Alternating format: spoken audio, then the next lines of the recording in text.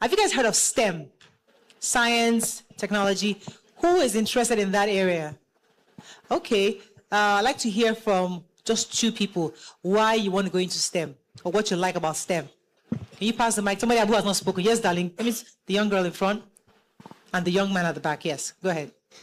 Because I want to be a technical engineer. You want to be a who? Technical engineer. Yeah. A technical engineer. Technical engineer. Nice.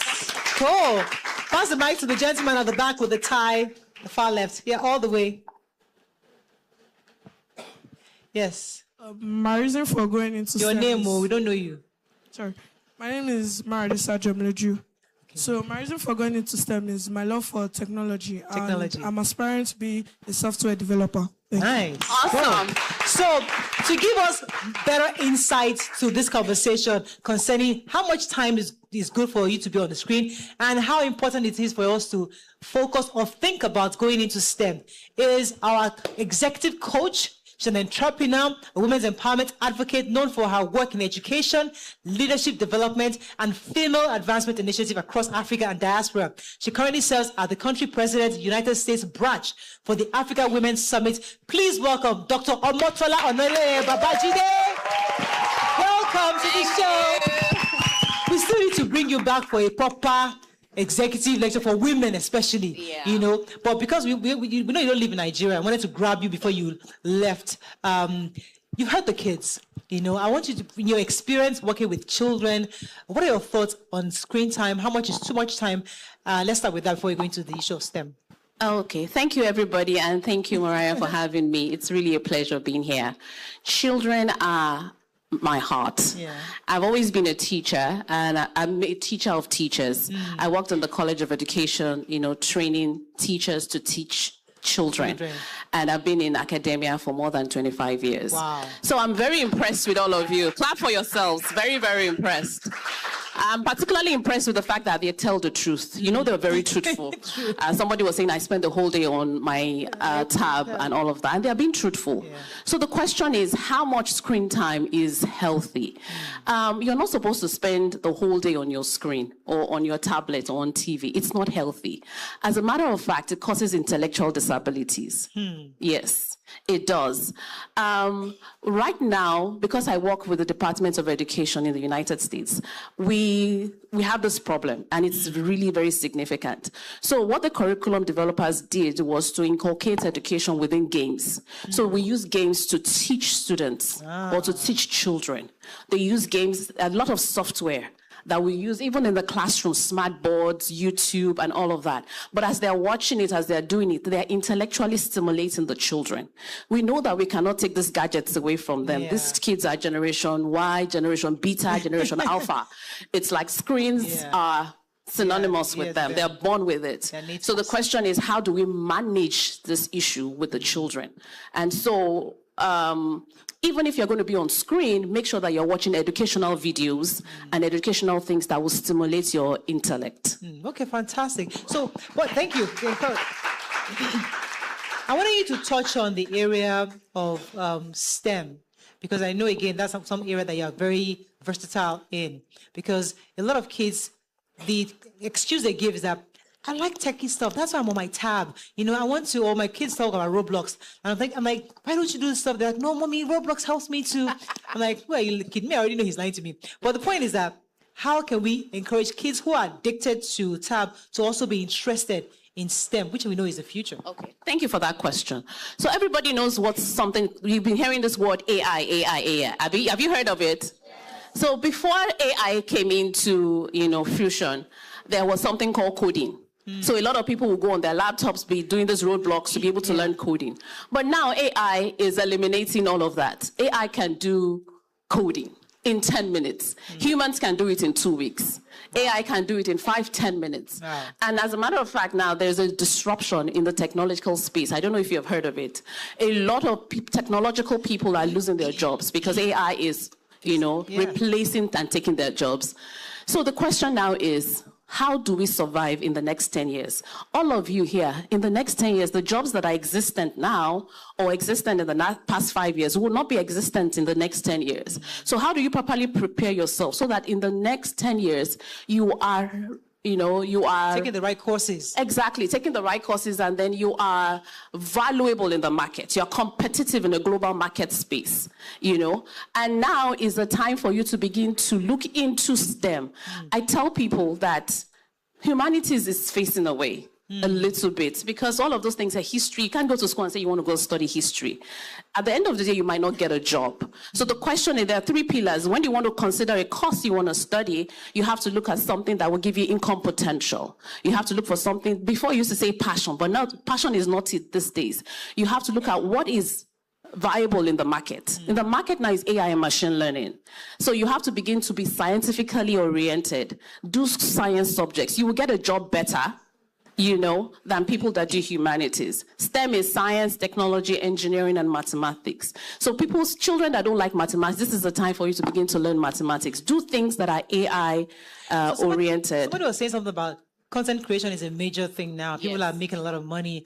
And so somebody says, I don't need to learn a STEM because I can just content create and I'll be fine. Yeah. What would you say to that?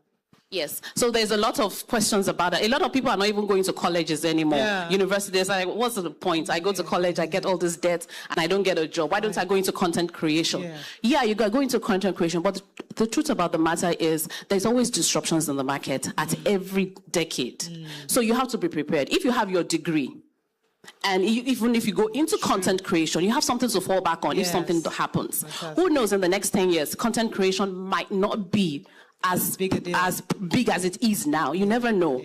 But always have something that you can fall back on. Finally, for Nigeria specifically, do you think we can redesign the educational system to help Nigerian students do better globally? Thank you for that question. As a matter of fact, now, the curriculum we have in Africa, or in Nigeria specifically, cannot compete with global standards. Is not competing with global standards. We are still teaching curriculum that is archaic. You think? I think so. I always argue that because most of our graduates here always go abroad and because we are resilient. I am a perfect example. A product of Nigeria. I did my first degree here.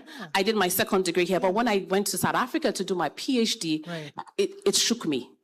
It shook me. And it shakes a lot of Nigerians. So what makes us survive is because we are resilient. Nigerians don't give up. And we learn things very fast. But the scientific concept, we don't understand it because we don't do enough practicals. In the academic system overseas, they understand why things happen. We don't understand. We memorize. We do rote learning. You tell a child, oh yeah, what is there? Oh yeah, define. America doesn't say define. South Africa doesn't say define. They will give you a question. Scenario. So you have to engage your critical thinking skills, your problem-solving skills. Do you understand? So now, what Nigeria needs to do is to begin to bring out those skills and say, okay, how do we design a curriculum in such a way that even with games, it's possible? In my class, in my job, we train teachers to be able to use technology, AI, inclusive, to teach students and how to motivate them so that they forget about screen and get engaged in the class for a whole 90 minutes. It's a whole lot of work. But with this STEM, with this AI, robots, we even do robots in the class, using robots, using AI, AR, augmentative reality, to teach students. And it sticks better to them than when you just come to the class and you just keep talking and doing rote learning and memorization. Thank you so much. I'm going to throw a question because I know she might be a bit techie with some of the words she's used, but who is curious here based on what she just said about AI, technology, STEM, and you have a question for her? That's something that can help you. Okay, let me throw same hands are up. Some people have not talked to. I can see some people in yellow that have not spoken. Some people in white, in green that have not spoken. Where's the microphone, please? Okay, let me take the little girl. You might not be very little. I'm sure. Let's pass it over to you. Pass the mic over to her, please. Yes, go ahead. You say education. Tell me your name, darling. Sorry, I'm Nifishe. You can just call me Ruth. Ruth, okay. Okay, so you say educational games. But what about Duolingo? Duolingo also does math, English, all those science. Duolingo is an educational game. Okay. And it teaches you languages too. How to speak other languages, isn't it? Yes. Yeah, it's an education. So it's good. Fantastic. Let's pass the mic Oh, okay, I've not heard from the gentleman. Yes, put pass the mic. On this side, let me find out somebody who I've not heard from. Somebody, I've not heard from you. So, yes, sir, you, and then you. I've heard from you guys. Pass to her, yes. Go ahead, sir. Go ahead. Go ahead, son. My name is Dave Delaremi. So I'm looking on creating a machinery stuff. Machinery. Yes, you said that AI is taking over them.